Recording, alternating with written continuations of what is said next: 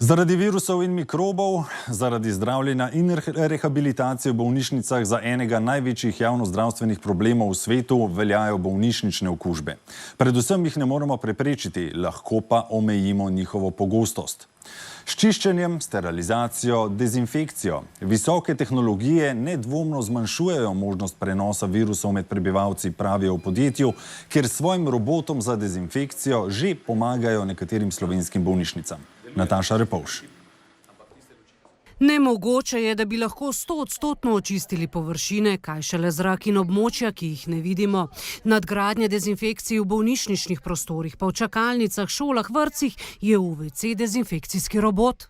Deluje proti vsem virusom in mikroorganizmom in sicer na način, da uniči njihov DNK in jim tako onemogoči, da se razmnožujejo. 3 minute za sanitarije, 20 minut za operacijsko dvorano. Na Onkološkem inštitutu so robota uporabili večkrat. Predvsem smo pa ugotovili, da smo s tem dvignili nivo higiene prostorov, saj smo med rutinskim monitoringom, ki ga sicer redno izvajamo v bolnišničnem okolju, ugotovili, da ostane več kot polovica površin neočiščenih. Napravo so že preizkusili v hiši hospic in slovenskih bolnišnicah. Zainteresirani jo za zdaj najemajo. Cena za končnega kupca je približno 50.000 evrov.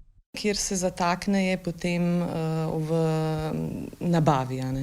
Se pa je Slovenija izkazala za dober testni trg. Pomembne so bile povratne informacije. Takšna tehnologija v Združenih državah Amerike in Kanadi že obstaja, a mlade ekipe ne ustavi, da svojo inovacijo polnijo evropski trg.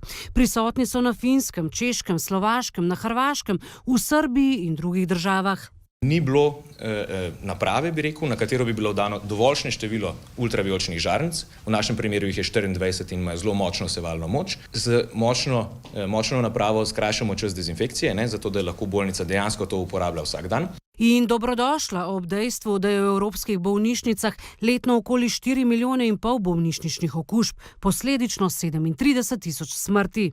Vemo, da vsak 10. bolnik v slovenski bolnišnici dobi bolnišnično okužbo, se pravi okužbo, ki je prej ni imel in jo je dobil v postopku zdravljenja oziroma bivanja v bolnišnici. Robota so ob morebitnem pojavu koronavirusa pri nas že ponudili v brezplačno porabo za dezinfekcijo vsem pristojnim zdravstvenim inštitucijam.